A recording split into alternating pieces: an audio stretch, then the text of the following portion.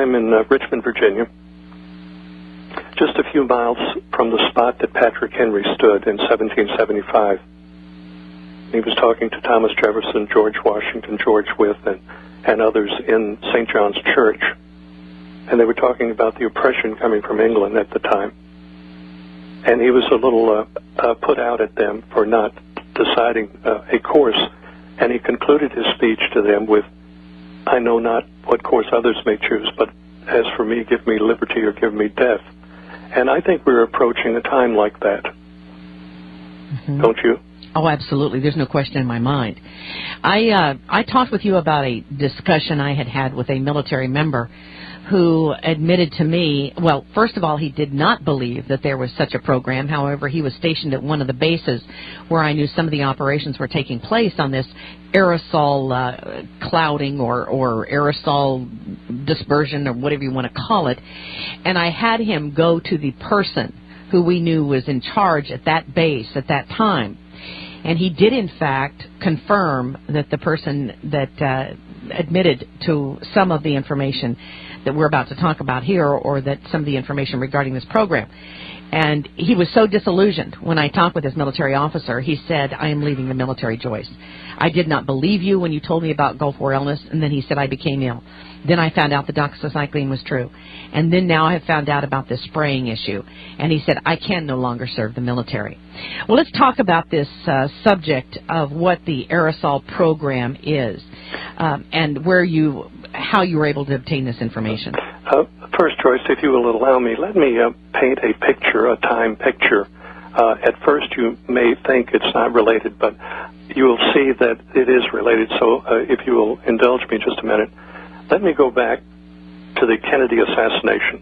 Do you remember Jim Garrison in New Orleans, the DA down there, fingered 27 people as being part of the plot to kill the president? Mm-hmm. Carlos Marcello was the major drug dealer in New Orleans, and his people were involved. Now, one of the people associated was a man named Barry Seals. He was a drug dealer and later a CIA operative. The FBI report on Carlos Marcello, the big drug dealer and underworld character, the FBI report said he made his money selling tomatoes and real estate, and that was the FBI evaluation of the #1 drug dealer. Now, remember Barry Seals. Now, fast forward to the Watergate break-in in 1972. Now, I was at the Watergate. The CIA had a rather large international operation there under a corporate name. Then they had other foundations under that and so on.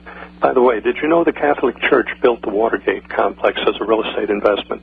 And they named the Watergate for the dam that went across the Potomac River at that time. It was a water gate. Now, in the Watergate, there were apartments, condominiums, and office section. 3 sections. And inside of the office section was the Democratic National Committee. The FBI found a link between the Democratic National Committee and the White House and a call girl operation, prostitution, that was across the street from the Watergate. I think it was the Plaza condominiums. I'm not sure. I don't remember that. But it was right next to the Holiday Inn that was across the street. The FBI wanted to go in to the Democratic National Committee and find out what they knew. The CIA was also very interested in the breach of security between the prostitutes and the White House. That's how E. Howard Hunt got recruited and Gordon Liddy got recruited to go in there, and they called themselves the Plumbers. They were going to go into the Democratic National Committee to stop the leak, the Plumbers. So here you had the CIA, the FBI, wanting to do this, and the key man was John Dean III. John Dean. We're going to come right back after this 4-minute break. Our guest today is A.C. Griffith, and we're going to see how this leads into the aerosol crime issue, aerosol program of some sorts that the U.S. government has, and it has already killed people. We'll be right back after this 4-minute break with A.C. Griffith. Stay tuned.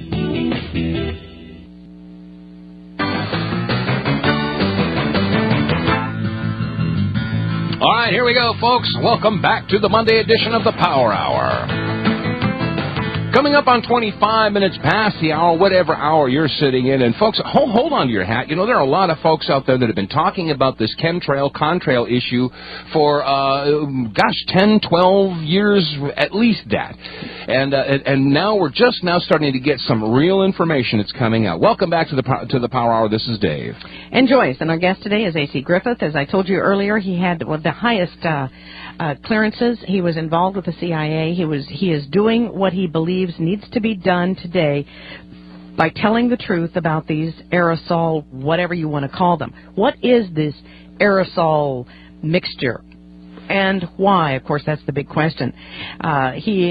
He was associated with the Central Intelligence Agency operations, and as I said, he had the National Security Agency top clearance, cryptographic clearance. He joins us today from Richmond, Virginia. Thank you again, A.C. Griffith, for joining us. Now, you are linking together Watergate with what's happening today. I find that an interesting transection here. I wanted to paint a picture of the background of the people and what the people are capable of and how it works. If you look at the bottom line of anything, you're just going to see the bottom line. But if you have an understanding of the nature and how things operate and how agencies operate, that's something that most people have no clue about, and they wouldn't believe it if you told them. But let me go back. We're running out of time, so I'm going to talk. You talk slow, and I'll talk fast, Joyce. I told Joyce earlier to talk slow to me today, so that was that joke. That was the only caveat. If I come on the show, you have to talk slow. Okay, go ahead. Okay, so the Watergate thing was about the prostitution and the connection to the White House, and the White House connection was John Dean III. He was the counsel to the president. He was the president's lawyer. Well, John Dean had an affair going with one of the girls. Maureen Elizabeth Kane Owen Benner was her name. Later married the girl, and her name now is Maureen Elizabeth Kane Owen Benner Dean. So John Dean at the White House wanted to protect her. So he turned on Liddy and E. Howard Hunt and all the people. He even turned on the president. And they bought his testimony against the president. And that kind of in a nutshell, oversimplified, of course, is how Nixon was brought down. Nixon came into the game later. He probably had actually little to do with the actual manipulation. He was manipulated into that. And the CIA was involved in that, and the FBI was involved in it. Fast forward again to the Iranian-Contra. The body count, with the Clinton body count in Mena Airport, Arkansas, was about 75 people that was suicided.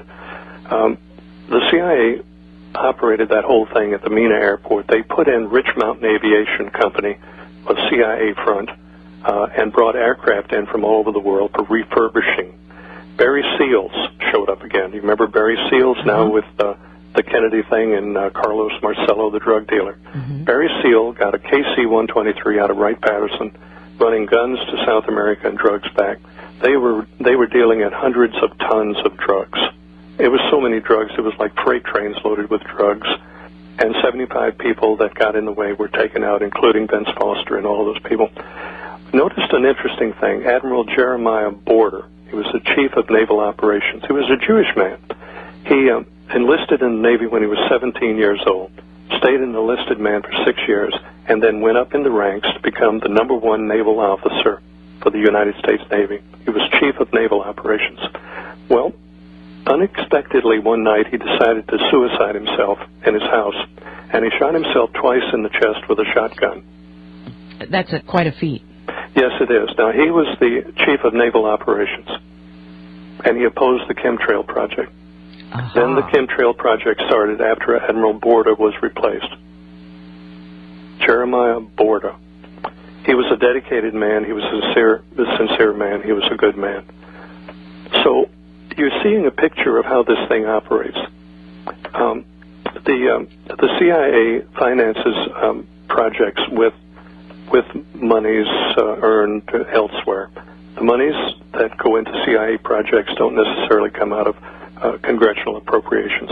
And I will tell you that the Congress as a whole is completely oblivious to the aerosol program. They are afraid to ask. I had an interview meeting